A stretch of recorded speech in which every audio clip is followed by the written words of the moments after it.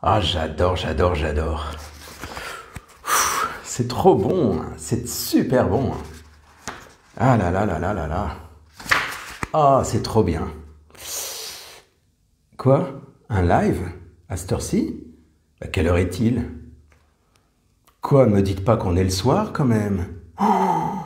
Oh, mais j'ai pas vu l'heure passer, moi, je croyais qu'on était encore le matin. J'ai même pas mangé. Oh, ben, désolé, hein, c'est incroyable quand même. Ben, voyez, j'adore lire, c'est ma passion. Et il n'y a pas que ça, hein, il y a plein d'autres choses. Mais enfin là, la lecture, je pensais lire tout ça, là, je pensais que j'aurais le temps. Mais bon, qu'est-ce que vous voulez? C'est l'heure du live. Alors bonsoir à tous, si nous sommes le soir, hein, bonsoir, je pensais vraiment, alors là, pourtant je me suis levé de bonne heure. Bon, bah tant pis, qu'est-ce que vous voulez? Alors, j'espère que vous allez bien, que vous avez passé une merveilleuse journée, du coup. Moi, j'ai passé ma journée ici, là, voilà. Alors, quand on voit quelqu'un qui est passionné, de l'extérieur, on peut être en admiration. C'est génial. Moi, j'aime bien voir des gens qui sont passionnés, c'est super agréable.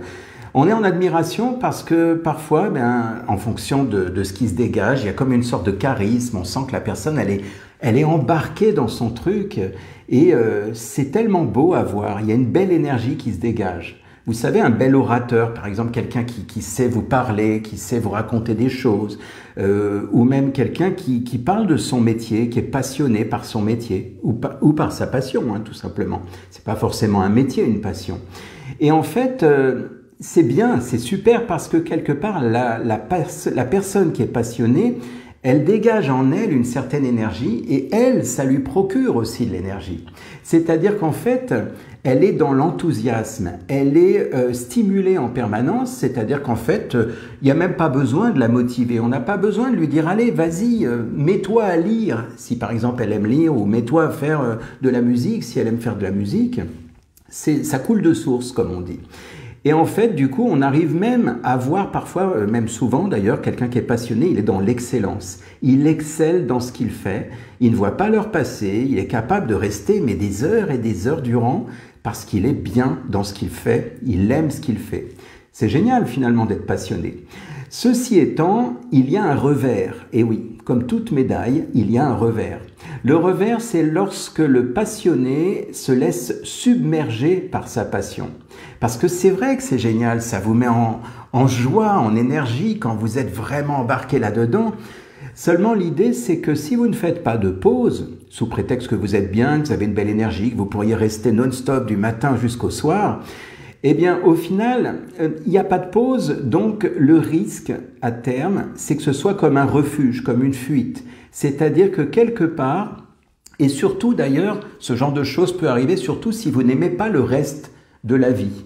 C'est-à-dire que si vous êtes dans une passion dévorante, à tel point que vous êtes complètement coincé là-dedans, très souvent, il faut se méfier de ça parce que souvent, c'est le refuge. C'est-à-dire que le reste de la vie me paraît fade et finalement, j'ai trouvé une passion et du coup, je reste dans cette passion et j'y vais à fond.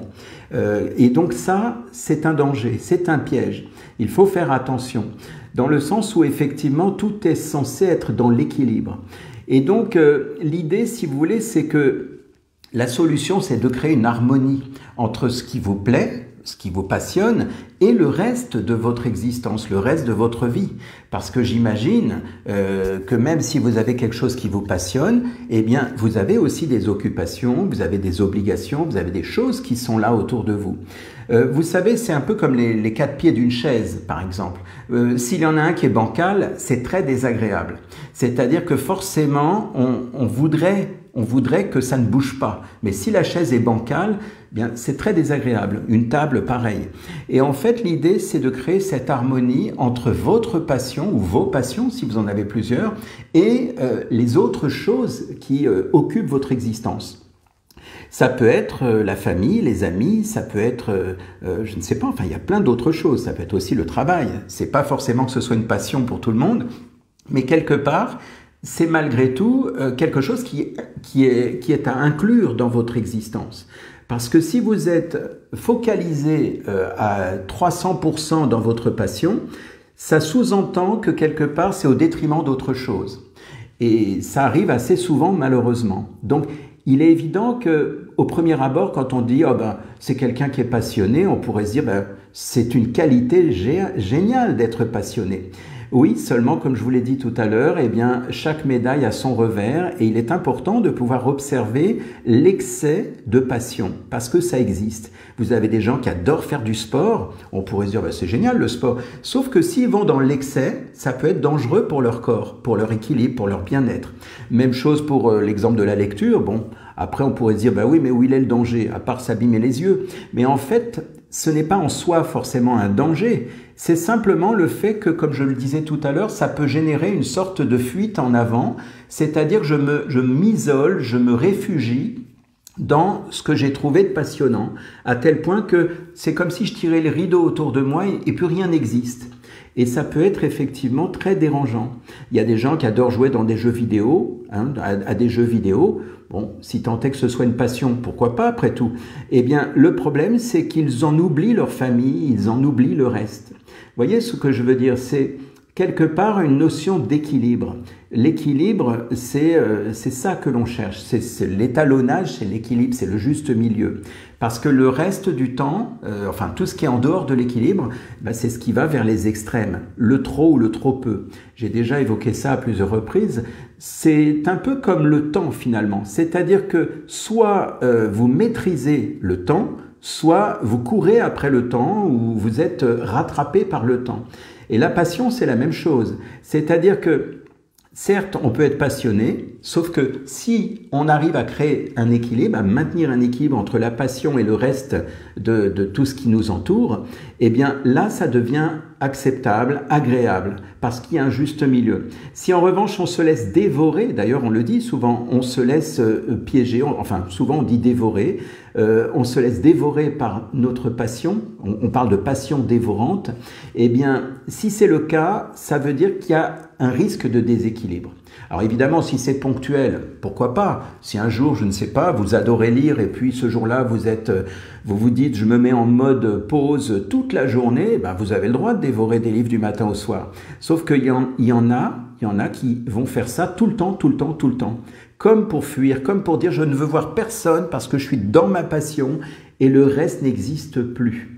Et c'est là où ça devient dangereux. Et c'est pour ça que je voudrais vous parler de ça. Donc, comme je vous disais à l'instant, c'est vraiment comme la notion du temps. C'est-à-dire que parfois, effectivement, on a l'impression que le temps nous fuit entre les doigts. C'est comme si ça nous échappait. Et donc, quand on est dans une passion excessive, ça peut aussi être le cas. Alors certes, ça donne, comme je l'ai dit au début, une énergie agréable, qui stimule, qui fait du bien. Sauf qu'à terme, même si on est dans cet enthousiasme, dans cette envie d'être dans le toujours plus, parce qu'on adore, parce qu'on est vraiment passionné, arrive un moment où même l'énergie finit par diminuer, par descendre. C'est-à-dire qu'il y a une fatigue, même lorsque vous êtes dans quelque chose de passionnant. Certes, vous allez avoir plus d'endurance, parce que quand on est passionné, on n'a pas besoin de faire d'efforts, ça vient tout seul, on ne regarde même plus le temps, on se laisse souvent piéger par le temps, sauf qu'à un moment donné, arrive un moment où effectivement, il y a comme une sorte de fatigue qui pourrait, c'est pas dit, mais ça pourrait s'installer si vous êtes, on va dire, trop fréquemment dans cette passion excessive. Donc, comme je le disais tout à l'heure, si c'est un excès juste ponctuel d'une journée ou deux, on passe encore. Maintenant, si c'est un refuge qui fait que, par exemple, le soir, admettons, vous rentrez du travail et puis vous vous mettez là-dedans à tel point que vous oubliez votre famille, alors là, effectivement, il faut faire attention, c'est important. Donc même si c'est agréable, l'idée c'est de penser à faire des pauses parce que c'est important aussi de se ressourcer en changeant d'énergie. Parce que l'énergie d'une passion est très agréable, mais elle peut être très dévorante. Et donc, si vous vous laissez submerger par les passions, eh bien l'énergie est capable de vous manger à force. C'est-à-dire qu'à un moment donné, ça vous épuise. Même si c'était une passion, ça peut vite devenir, et c'est déjà arrivé, des gens qui sont passionnés par quelque chose, et c'est tellement passé dans le côté excessif que ça part dans l'autre sens, à l'excès également. C'est-à-dire que la personne ne peut plus voir en peinture, comme on dit, l'objet de sa passion qu'elle avait au départ. Et donc, à terme, comme je le disais, ça risque Ce n'est pas tout ce que je vous dis là peut être vrai ou faux, tout dépend après du contexte, mais ça risque pour certaines personnes de générer une forme d'isolement de la personne, parce que comme je le disais, ça peut être un refuge, ça peut être une façon d'être un peu comme dans des œillères en disant oui mais moi j'ai une passion, tu comprends, et ils vont à fond dans leur passion à tel point qu'ils en oublient le reste. Et donc c'est important de se rappeler que les choses qui étaient autour existaient avant. C'est-à-dire que vous n'êtes pas né forcément avec une passion, vous aviez déjà peut-être, je ne sais pas moi, un travail, une famille, d'autres choses. Et l'idée c'est de ne pas être, comment dire, dans la passion au détriment du reste, de ce qui existait avant. Parce que pour le coup, là, vous perdez cet équilibre qui est censé être maintenu en permanence. Il s'agit d'harmoniser les éléments entre eux. Voilà, donc c'est dans ce sens qu'il est important de créer cette harmonie, cet équilibre. Harmoniser l'envie, puisque la passion, on est vraiment dans l'envie, c'est une impression que, ben voilà, j'ai vraiment envie, quoi, c'est génial. Il faut harmoniser ça avec la notion de besoin. Alors le besoin, c'est pas le fait de dire « Ah oui, mais moi j'ai besoin de vivre ma passion ». Je parle pas de ce besoin-là, je parle du besoin du corps, du besoin d'équilibre, du besoin de se retrouver, de se régénérer autrement que par tout le temps la même énergie de cette passion. Voilà, je pense que je sais pas si c'est assez clair, mais en tout cas, l'idée c'est ça, c'est d'avoir vraiment cette notion d'équilibre. Parce que l'équilibre, c'est vraiment l'essence, quelque part, de tout ce qui crée l'harmonie, finalement. Voilà, donc harmoniser l'envie et le besoin du corps, le besoin de se ressourcer, le besoin de faire des pauses, parce que, comme je vous l'ai dit, il y a des gens qui, malheureusement, oublient de faire une pause parce que, évidemment, la passion est tellement débordante que on pourrait y passer des heures, comme je viens de le faire depuis ce matin. Bon, rassurez-vous, c'est pas vrai, hein, c'est pour le scénario. Hein. J'ai pas lu tout ça depuis ce matin, vous vous rendez compte? Non, non.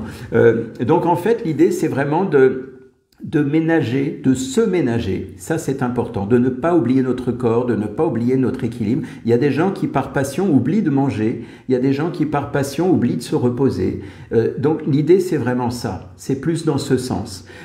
L'idée aussi, ça serait, pour ceux qui sont vraiment coincés dans une passion dévorante, ça serait de méditer sur l'idée de qu'est-ce qui se passerait si tout s'arrêtait du jour au lendemain. Si cette passion qui me dévore, qui me stimule, qui me donne envie d'être tout le temps dedans du jour au lendemain, si ça devait s'arrêter brutalement, comment serait ma vie? Et ça, c'est une vraie question que vous pouvez vous poser si vous êtes coincé dans cet engrenage de passion excessive. C'est de se dire, tiens, si ça s'arrêtait demain, je me lève demain matin, par exemple, et je n'ai plus de livre, je ne peux plus lire. Est-ce que ma vie est foutue? Évidemment, je vais dans l'excès là aussi. Est-ce que c'est dramatique ou est-ce que je peux continuer à vivre?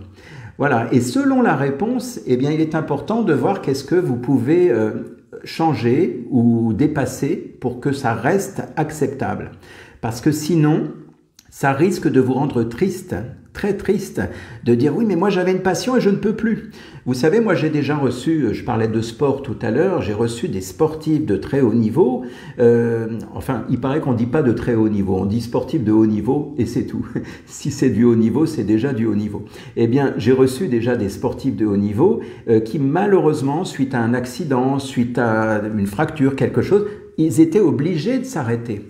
Et je peux vous dire qu'ils étaient très malheureux. Pour eux, c'était la fin du monde parce que leur passion était tellement présente que le jour où on leur a dit « vous ne pourrez plus faire ceci », eh bien la personne, elle avait l'impression que sa vie s'arrêtait. Et donc c'est en ce sens que je dis qu'il est important de pouvoir trouver cet équilibre, cette harmonie entre ces passions que vous avez, ou cette passion, quand il n'y en a qu'une, eh bien, cette passion et l'idée de se poser la question, de méditer intérieurement en se disant « et si ça devait s'arrêter demain ? Est-ce que je serais malheureux? Est-ce que je serais triste? Est-ce que j'aurais l'impression que ma vie est foutue? Ou est-ce que je me dis que bon, c'est vrai que ça m'embêterait, mais c'est pas grave, je ferai autrement, je me ménagerai autrement. Vous voyez ce que je veux dire? Ou je ralentirai, parce que parfois, là j'ai pris un exemple extrême avec le sport où la personne elle est obligée de s'arrêter, c'est déjà arrivé. Mais vous avez parfois des situations dans lesquelles c'est pas un arrêt total, mais c'est juste qu'on demande de ralentir parce que on a tiré sur la corde, comme on dit. Voilà, donc l'idée c'est ça, c'est de se dire, dans cette méditation dont je parle, même si ça devait s'arrêter, eh bien, aucune importance parce que ceci, cela. Vous voyez, c'est de réfléchir, comme on dirait parfois dans le coaching, une sorte de plan B. Si je ne peux plus lire, imaginez demain, j'ai une cécité totale, je ne peux plus lire et que la lecture est ma grande passion, est-ce que c'est la fin du monde? Alors voilà, c'est ça la question à se poser. Sinon, le risque, toujours pareil, je ne dis pas que c'est garanti à 100%, mais le risque, c'est un risque. Ça serait de créer une dépendance de cette passion. Et pour le coup, ce n'est plus quelque chose de joyeux quand on crée une dépendance parce qu'on est enlisé là-dedans, on est coincé là-dedans. Tout à l'heure, je parlais de fuite en avant, je parlais de risque de se réfugier là-dedans. C'est un peu, effectivement, oui, comme quelqu'un qui serait complètement condamné à dépendre de sa passion. Et là, pour le coup, la question à se poser, c'est est-ce que c'est encore une passion ou est-ce que ce n'est pas plutôt un refuge? Donc voilà ce que je voulais vous partager. Alors je vais continuer ma lecture, je pense que j'en ai encore pour quelques heures. Non, c'est bon, j'arrête là. Je vous souhaite une belle soirée et puis pensez à cette histoire cette méditation intérieure. Et si tout devait s'arrêter du jour au lendemain, est-ce que ça serait la fin du monde? Bonne soirée à vous.